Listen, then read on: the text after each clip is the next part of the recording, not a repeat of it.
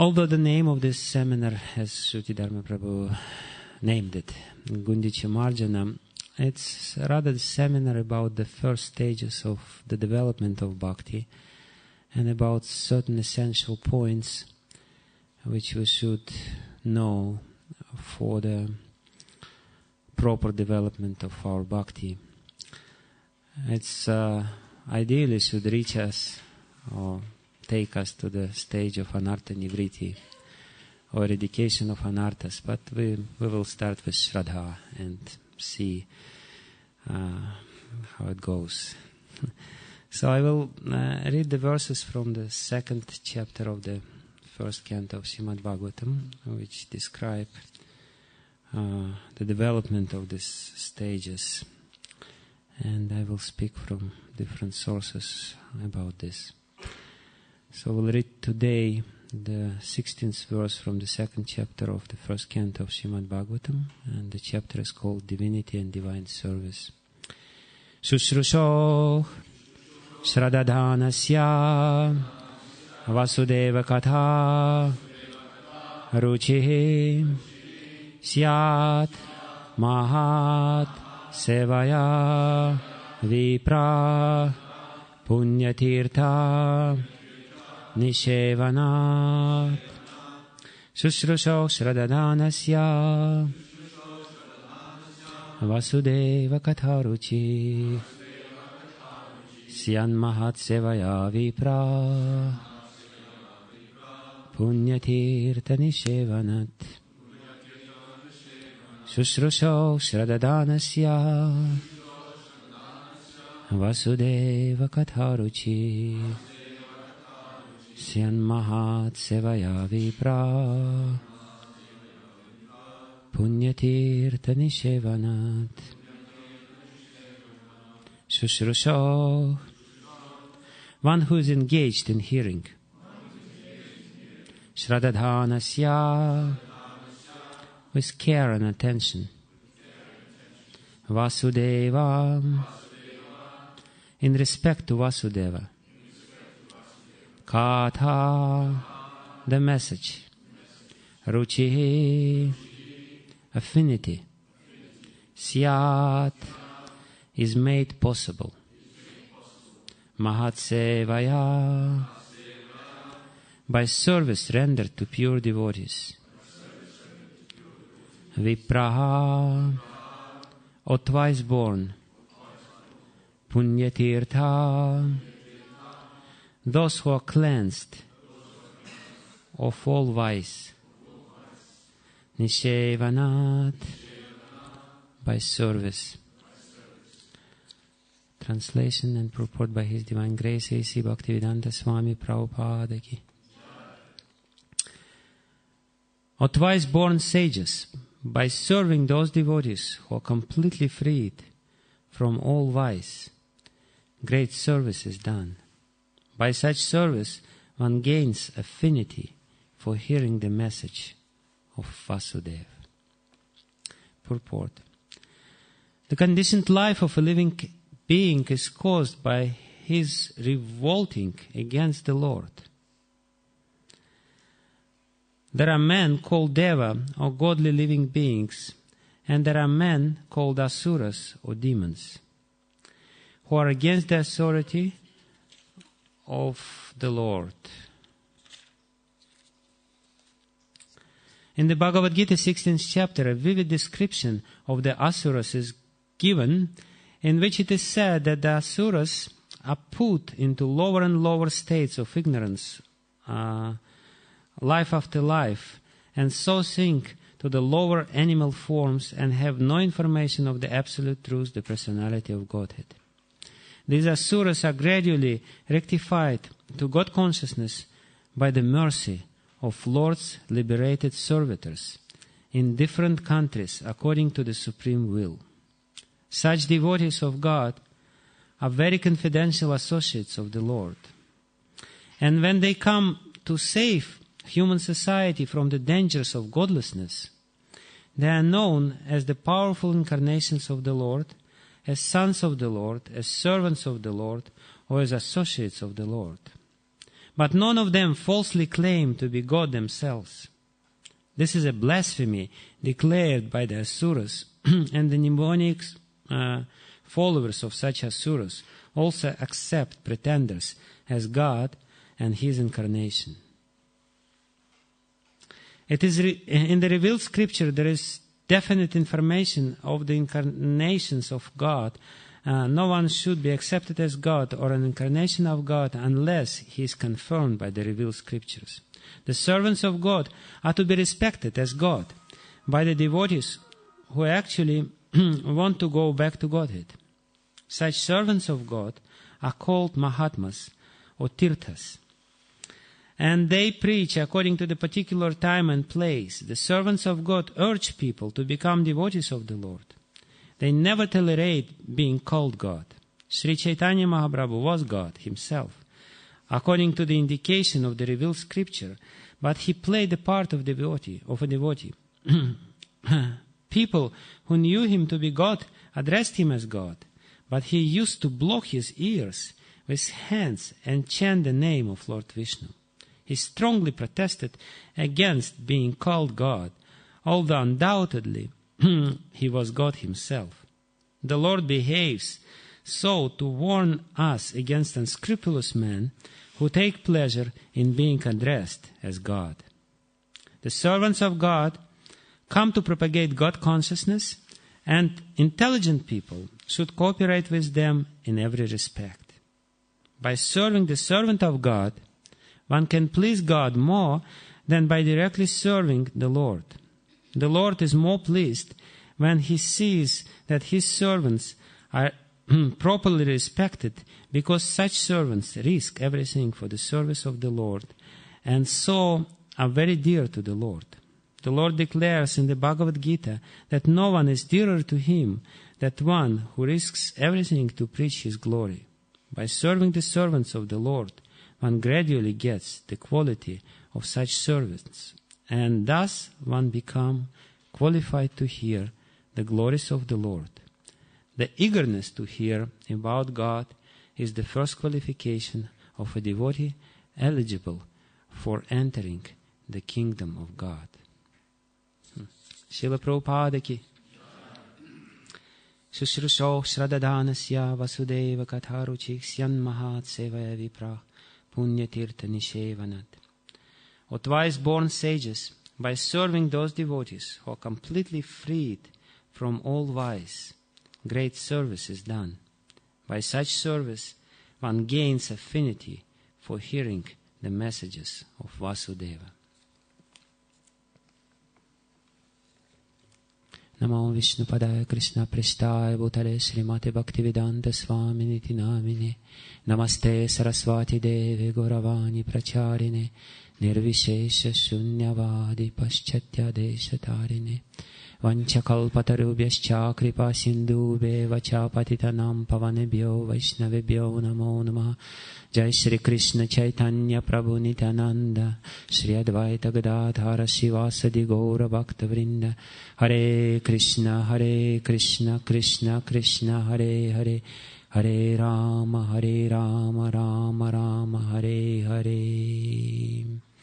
Ajanulambita Bhujo Kanakavadato Sankirtanai Kapitaro Kamalaya Taksha Vishvambaro Dvijavaro Yugadharma Palavande Jagat Priya Karo Karunavataro Yam Pravrajanda Manupeta Mupeta Krityam Dvaipayana Viragatara Juhava Putreti Tanmayatayo Taravo Binedus Tam Sarva Buddha Hridayam Munimanatusme Yantah Pravishya Mamavachi Mamam Prasuptam Sanjivayata Kila Shakti Darak Svadamna Anyamscha Hasta Charana Sravanat Vagarim Pranannamo Bhagavate Purushaya Tubhyam.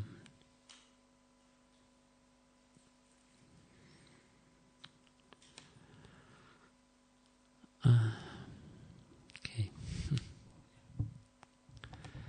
So with your permission, I will start speaking.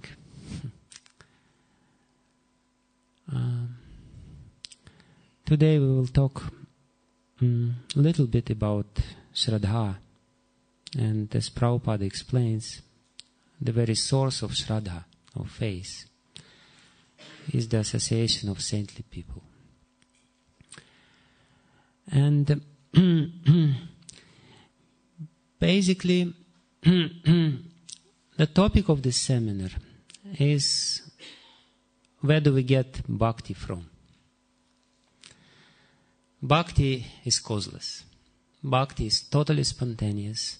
It's self-manifest. It doesn't depend on any cause. And that is a difficulty. Because bhakti is causeless, it means that there is nothing you can do to get bhakti.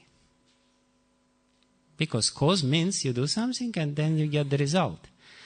But because bhakti is not something which is caused by your action or even your attitude, apparently you cannot do anything about it.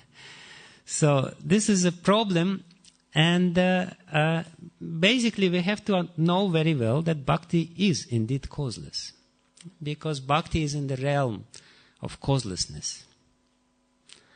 We are on this side of the causal ocean.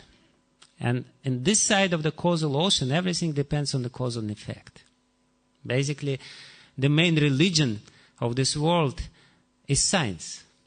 And science is studying the cause and effect relationship.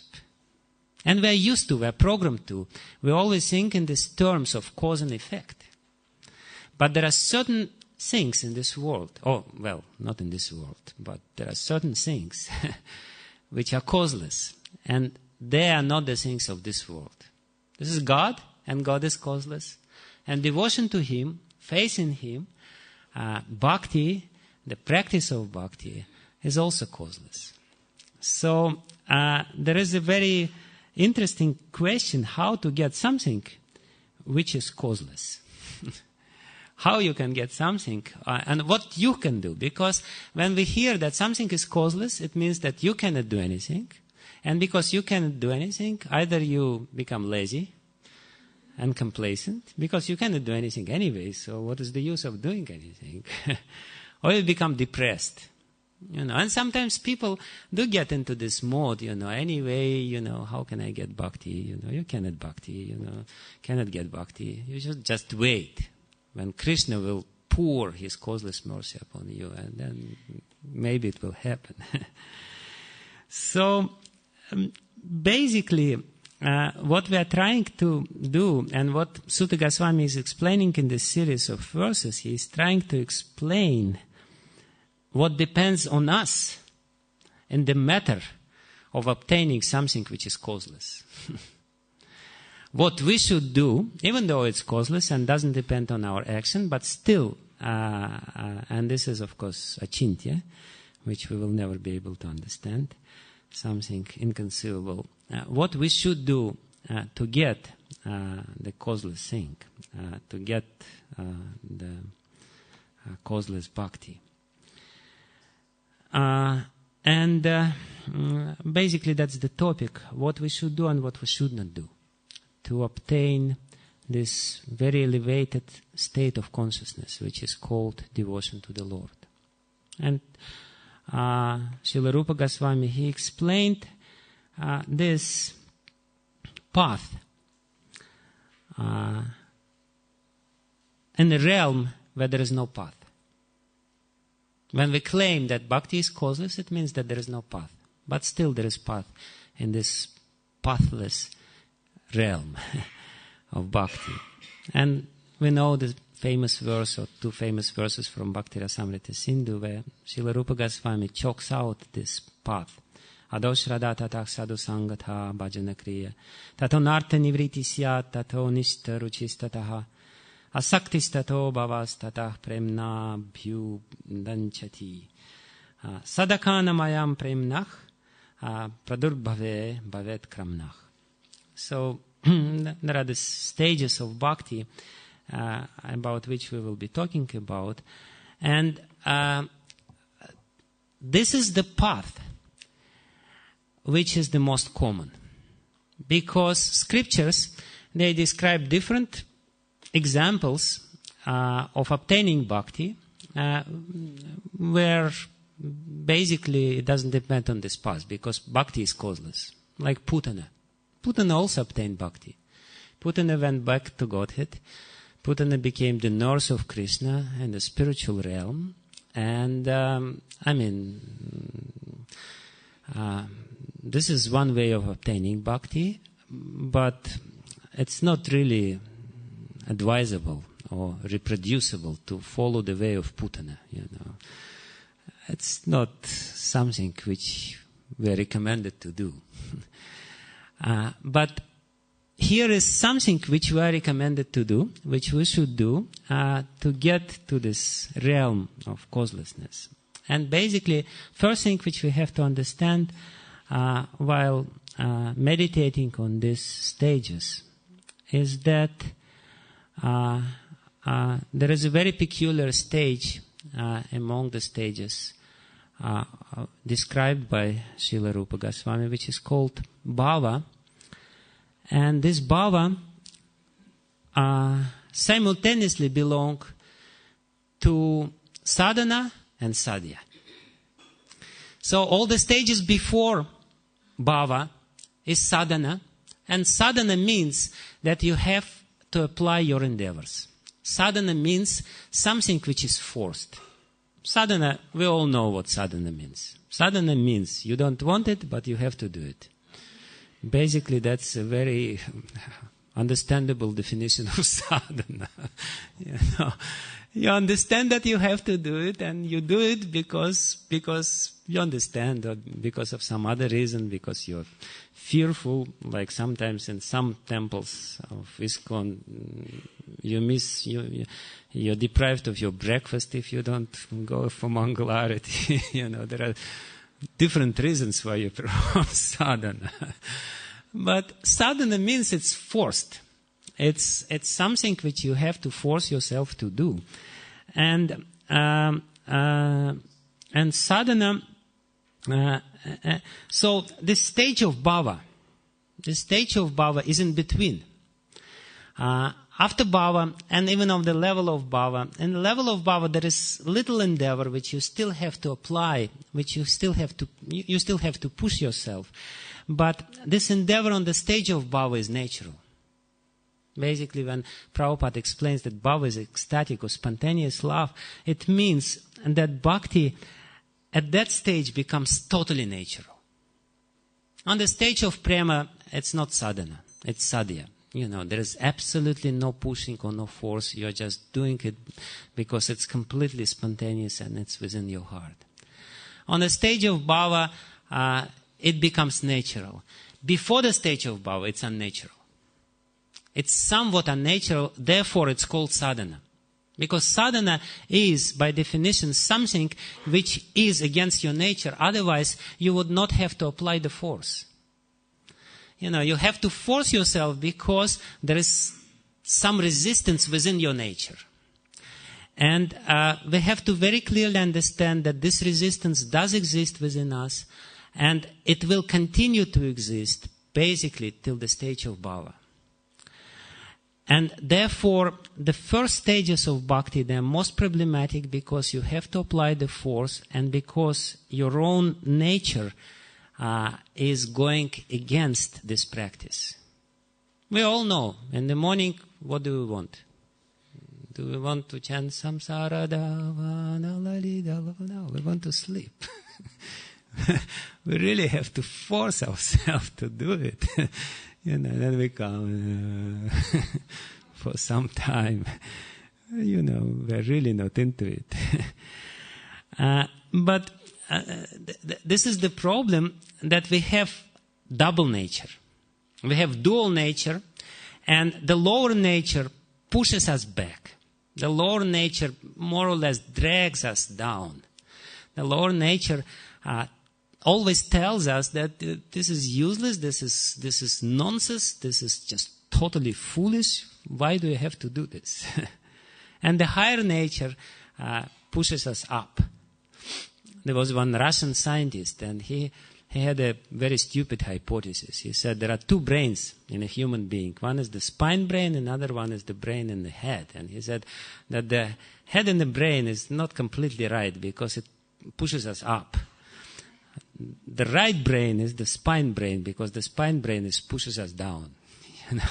He explained this dual nature of a human being, which is basically we can see very clearly within ourselves, which is described in every religious scripture, like the Paul. He also writes in one of his messages that that there is two laws in my body. One is the law of God, another one is the law of flesh, and I'm torn apart between these two laws, or between these two forces. One force is pushing me up, another force kind of dragging me down. So this scientist, he said, this dual nature of a human being is because he has two brains, and there is a conflict between the two brains. One brain, pushes you in one direction, another brain is pushing you in another direction. But basically that's what it is, and this is the problem which everyone encounters in the very beginning, and will continue to encounter practically till the stage of bhava. And we know another explanation of this.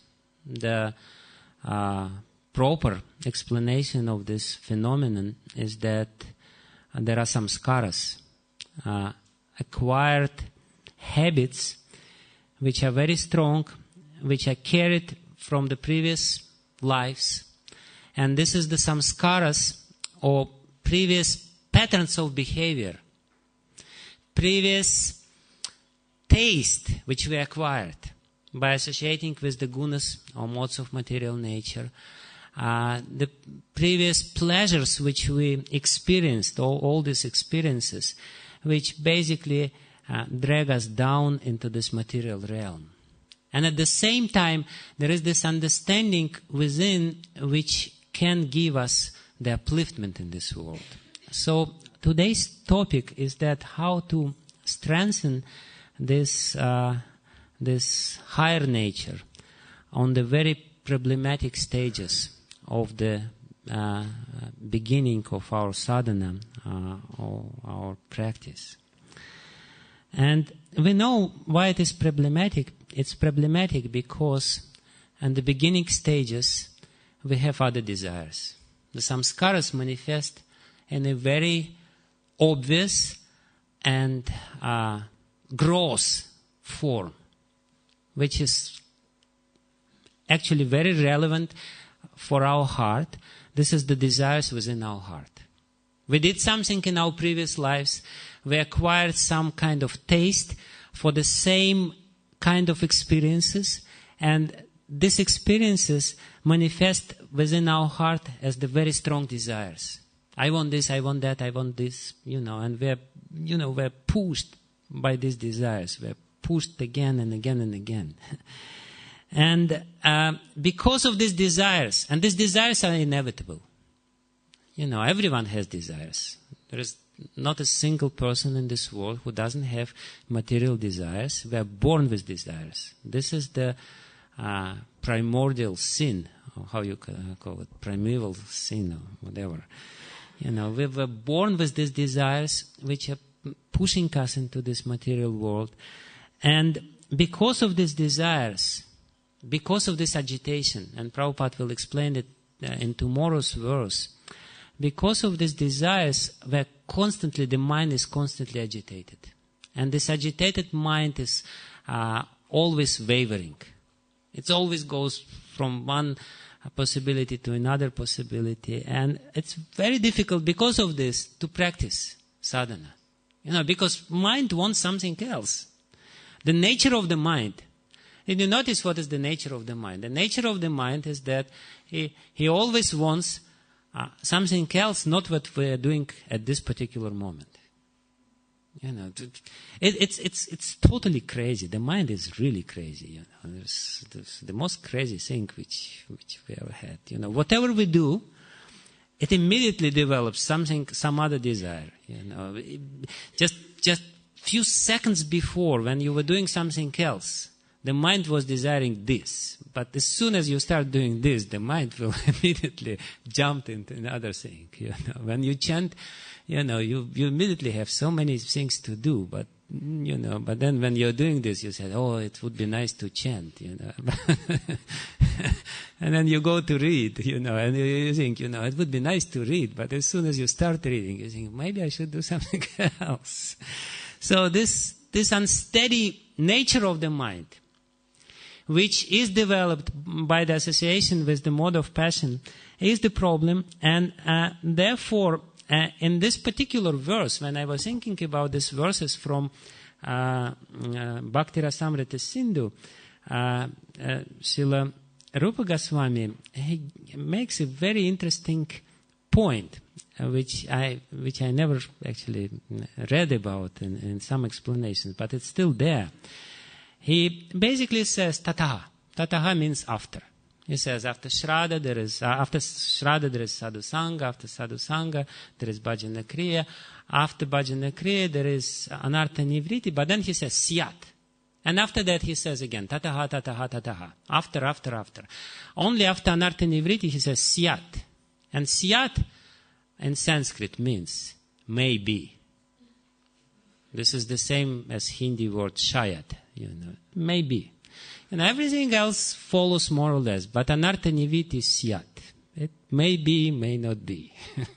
So this is the crucial point. Basically, this seminar is intended to reach us to this point and to make us understand, what are the conditions of this very important stage of anartha nivriti when anarthas are eradicated. Because we may reach this point, we may not reach this point. Everything else, before that, up until this point, everything else is more or less spontaneous. Tataha, tataha, tataha. After that. Everything else, after this point, is also spontaneous. It just goes on stage after stage. But this is the most problematic stage. This is the most difficult stage, and therefore it has to be given a special attention by us sadhakas who are trying to reach to this stage. But of course, before we reach to this stage, we have to also properly pass through the previous stages, which is there. And we know that the first stage is Shraddha, which is the topic of few more minutes of our discussion, which is still remaining for today. And here, of course, it is said that Shushushok Shadadanasya Vasudeva Katharuchik Syan Mahat Sevaya Vipro Punyatirtha Nishevanat. Here, on the very birth or rise of Shraddha is being described by Sutta Goswami. And I will try to explain the nature of this attitude, which appears, as it is said in this verse, from the service to the saintly people. First of all, we have to understand what is this word Shraddha means. In Sanskrit, Shraddha, it has two roots or two parts in it. It's a composite word. And the first root or the first part of this word is Shrat. And the other one is Dha. And Dha we know, like in Dharma. Dha is coming from this, from the root cause, from the verbal root. Dha means dharayati, to maintain, to hold. But Shrat has the same meaning as Sat. And Sat, of course, has many meanings. It means existence, and it also means truth. It also means something real, as opposed to unreal, Asat. So Shraddha means basically something which holds our existence. Like Krishna himself in Bhagavad Gita, he explains Shraddhamayayam Purusho, that everyone is, that the Purusha, the living being, is consists out of Shraddha. His life is based on Shraddha. So Shraddha, first of all, Shraddha is something which holds our existence, the very basis of our existence. If somebody believes in something, and we can see, if somebody believes in something, then he more or less reproduces himself through this face. Face, this is very interesting. Face is something which reproduces our existence in the same way as it is. Because Shraddha, it's something which holds our existence or our existence in this world. So we know if somebody believes in something, he will do it again and again and again, no matter what. Even though it may be totally, completely stupid thing, he will do it again and again and again. If somebody believes that, drinking is good, he will drink it, despite the fact that he has a headache, he basically kills himself. But because he has Shraddha, he is doing this. Some people, they have very, very strong faith that they should be married. And sometimes they are getting married 10 times. And it doesn't matter, they have faith. And because of this faith, they reproduce the same kind of existence again and again and again. Like this Elizabeth Taylor. She had 10 husbands, it doesn't matter. She was, I think the last husband was when she was 75 or whatever years old. So, because she had this very strong Shraddha, because that was the foundation of her life, she was doing it. And then people, they get married and they totally fail once, and because they have Shraddha, they marry again and again and again and again, and the Shraddha doesn't diminish at all. They still have this understanding that this is something which I need. And why? The first thing which we have to understand, and of course Shraddha is necessary for bhakti, in a similar way, we were talking about the false kind of Shraddha, the Shraddha in the false kind of existence. But another meaning of Shraddha, when we take the meaning of Sat being truth, so Shraddha means something when you hold the truth. This is the mental attitude when you see the truth within, when you understand that this is truth and you hold through the truth. So this is, and therefore it's very necessary for bhakti. Even though the acharyas, they make a very important footnote here. And they say that Shraddha is only necessary for Ananya Bhakti, for the pure Bhakti. Bhakti is so powerful that it doesn't depend even on Shraddha. Like the famous example of Ajamil. Did he have Shraddha in holy name? No. He didn't have any Shraddha. Did he achieve the spiritual world? Yes, he did. Was he saved? Yes, he was saved. So, and this is a good news actually. To practice bhakti, you don't need Shraddha even. You don't even have to believe in it. Just do it and that's it. It will save you. But, even though it's true, to practice bhakti and to get the result of bhakti, because the bhakti is so powerful, because the bhakti is the very energy of Bhagavan himself, any contact with bhakti is independently powerful. Bhakti is independent and it doesn't depend even on Shraddha. But to achieve the pure state of bhakti, to achieve the higher stages of bhakti, you need Shraddha. So this is the first point which I wanted to make. First we said that, you need Shraddha to more or less to overcome the problems and difficulties. And the Shraddha is something which upholds you, which holds your existence. And Shraddha, this is something which is necessary, extremely necessary, for you to get the purity in your bhakti. And you can only get the higher realms of bhakti, like prema.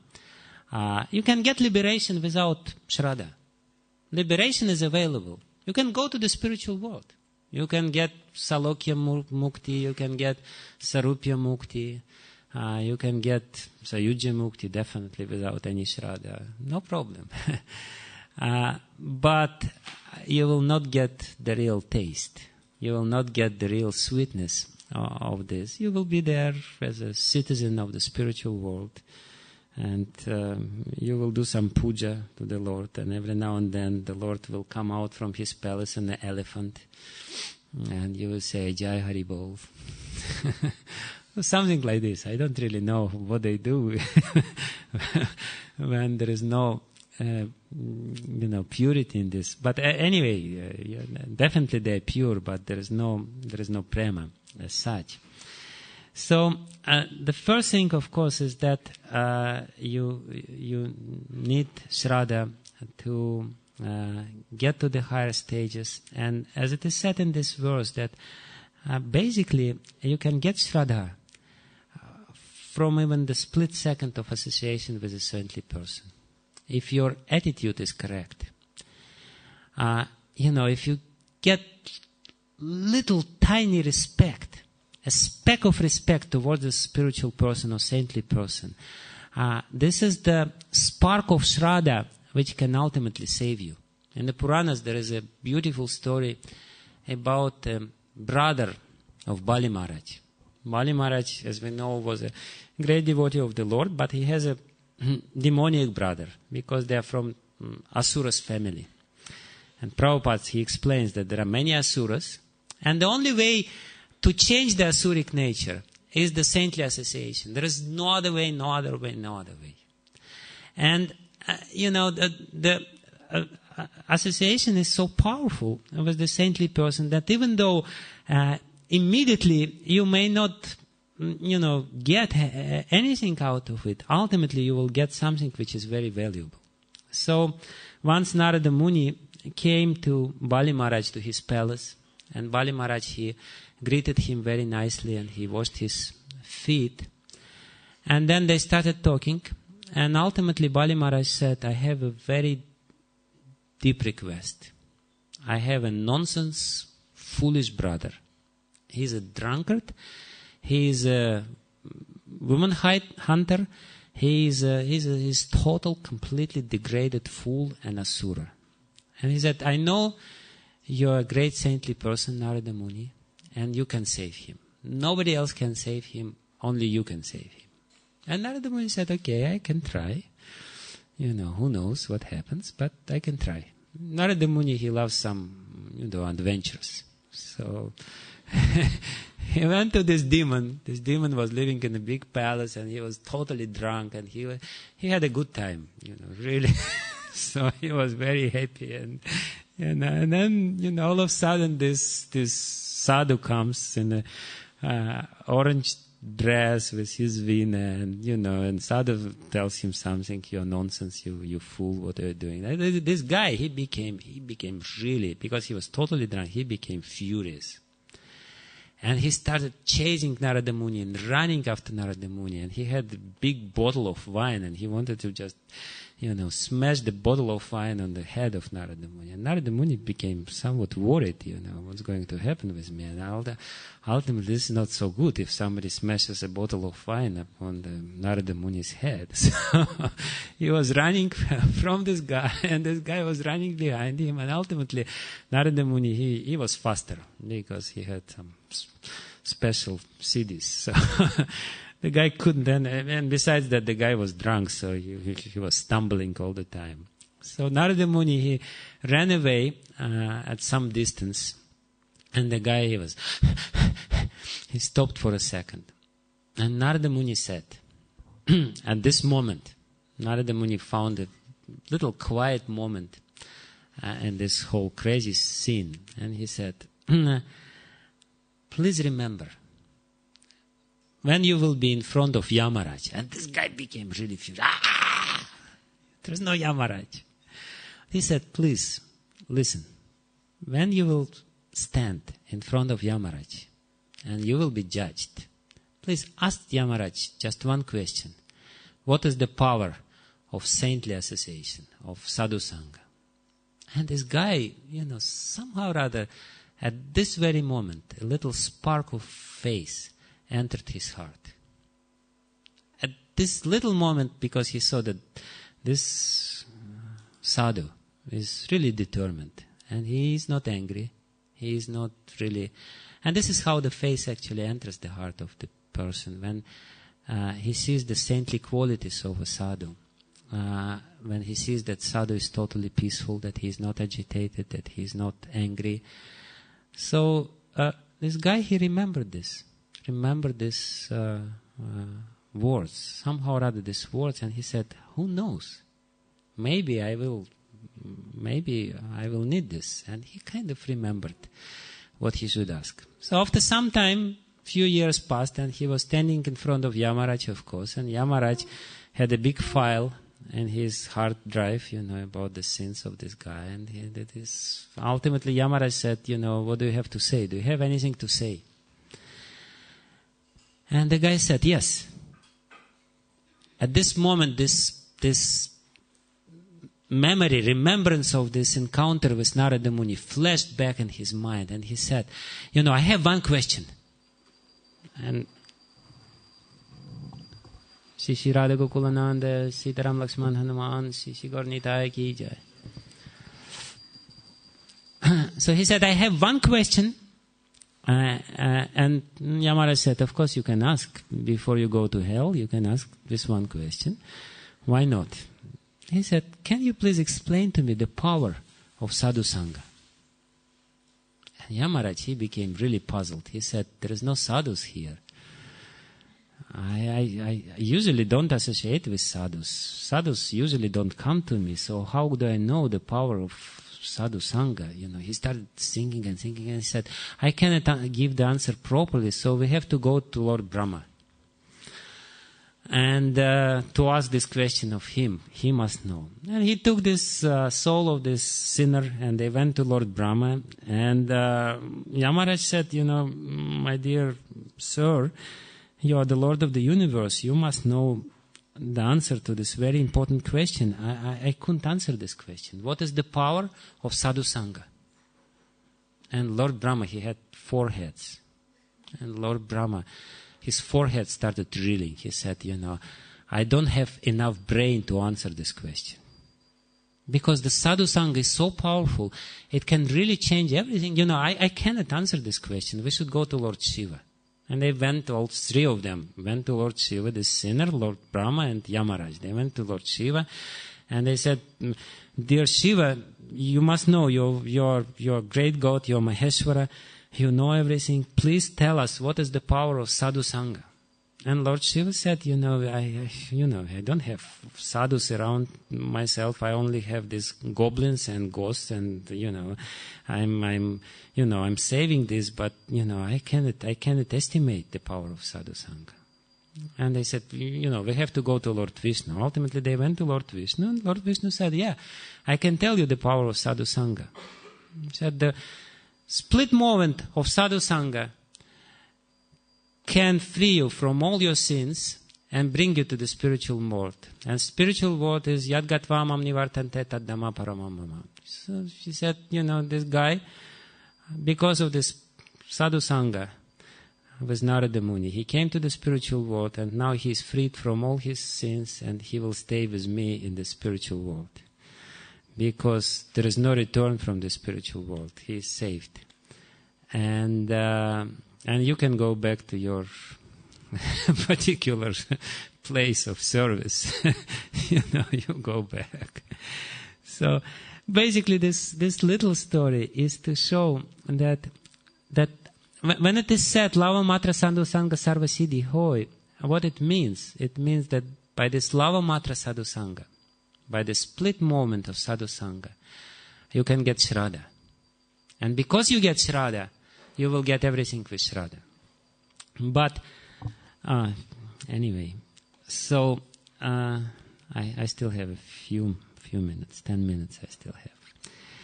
I wanted to say a few words about this nature of Shraddha, what Shraddha gives. It is in Yoga Sutra of Patanjali. He also says that any yoga process begins with Shraddha. There is a very famous sutra, it's 120, which said, Shraddha, Virya, Smriti, Samadhi, Pragya, Purvaka, Itaresham. He says that the spiritual path, even in yoga path, it starts with Shraddha, and the Shraddha brings Virya. Virya means energy. Shraddha gives you energy. Shraddha faith gives you the real Shakti to perform sadhana, and then Smriti, the memory comes because of Shraddha. And but basically I wanted to tell Srila Vyasadeva, he comments on this sutra because he wrote a commentary on Yoga Sutra of Patanjali Muni, and he gives a very interesting explanation of this. He gives, the explanation is that Shraddha, he explains this word Shraddha. He said, Shraddha chetasa samprasadaha. Chetasa samprasadaha basically means that Shraddha is the moment of clarity of your mind. When you meet with the saintly person, there is this very amazing experience which perhaps many of you had. When you meet with the saintly person, you have this experience that that's it. You know, he is right and I'm wrong. You know, there is this famous story how Prabhupada met with Bhaktisiddhanta Saraswati, and Bhaktisiddhanta Saraswati, he smashed him.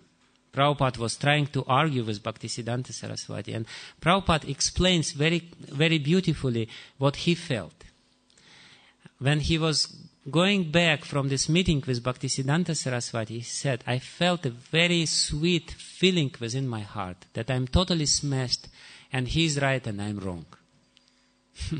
So this Shraddha, this spark of faith comes as the Chetasa Samprasadaha, momentarily calmness or clarity of the mind.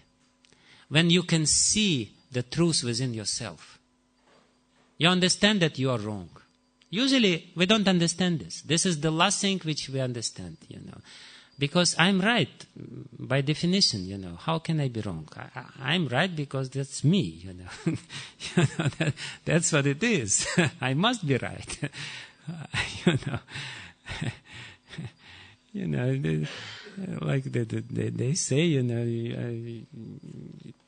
my face, that, you know, I may change my face, but it doesn't matter that I change my face. I'm always right, you know. You know, whatever I do, I'm right.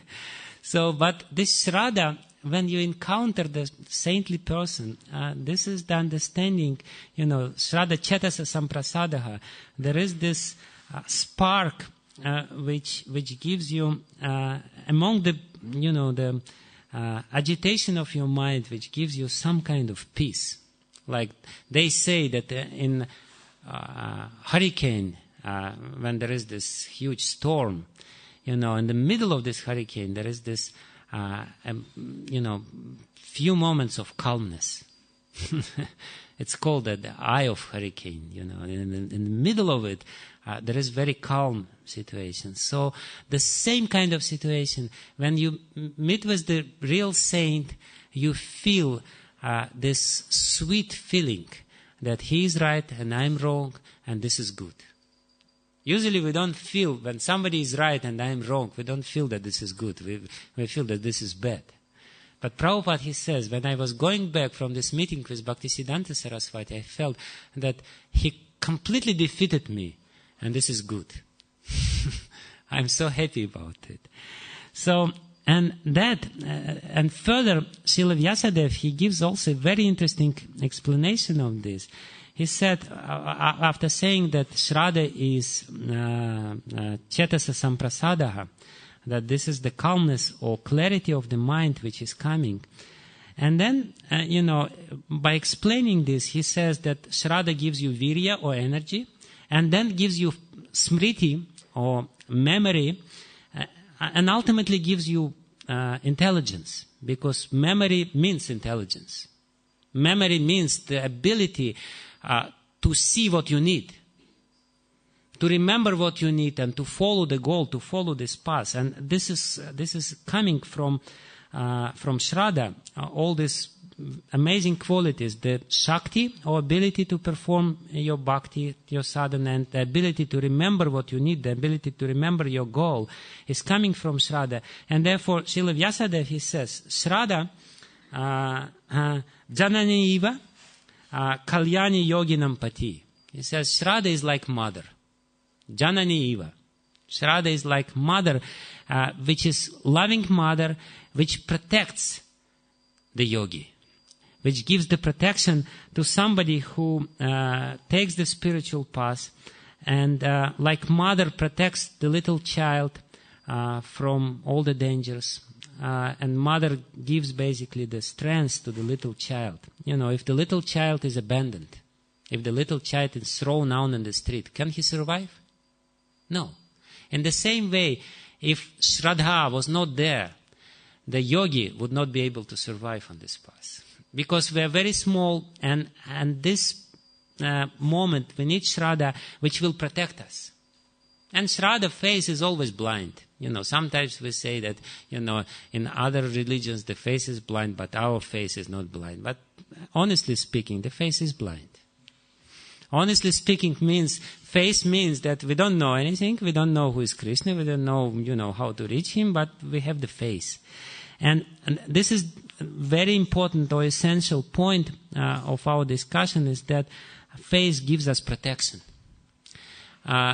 In the third canto of Srimad Bhagavatam, Kapila Muni says, Satam prasangam mama virya samido. What is the next? Satam prasangam. Tajoshanam ashvapavarga vartmani shradaratir bhaktira nukramishyati. What is this? Kathara Saina. Tajoshanam ashvapavargam vartmani. Yes. Satam prasangam mama virya sarvido. What is this? Kathara Sainam.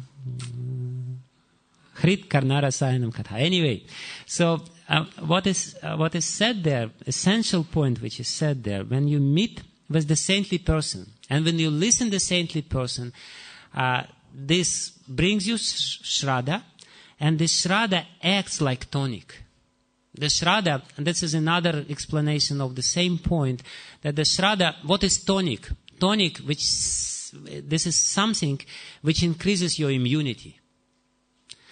Tonic, this is something which gives you resistance against the disease. So Shraddha is so essential and so important because it gives you resistance or immunity against the disease, against all the problems which we have.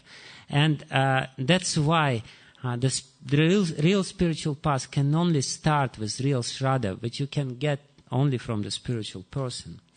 And before finishing, I only have 3 minutes to finish. I wanted to tell you a very important point, which I probably will not be able to elaborate, but I will try to continue tomorrow, that Vishwanath Chakravarti Thakur and Jiva Goswami, both of them, say that even though Shraddha is good, Shraddha may become the cause of the problems in the spiritual path.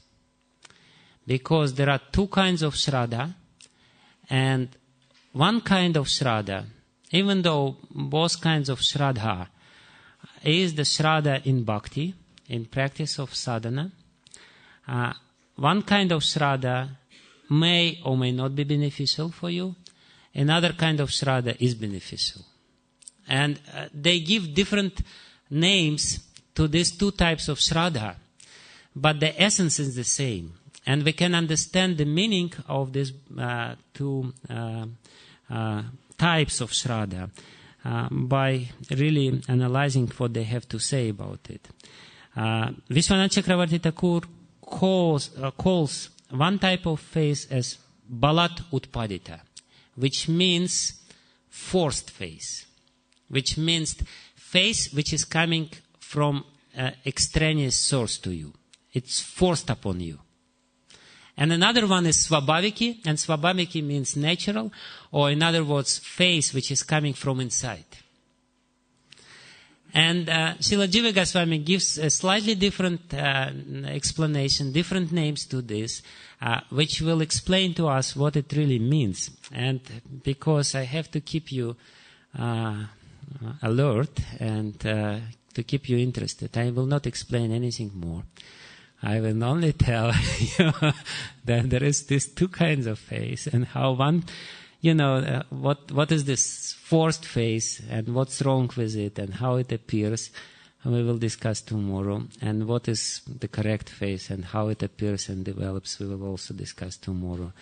And it remains to be seen whether we reach the anartha nivriti stage, but anyway, it's very important to know these things. So I guess I should stop now. So thank you very much. Srila Prabhupada ki. Okay, so I'll hope to see you tomorrow for the continuation of this topic.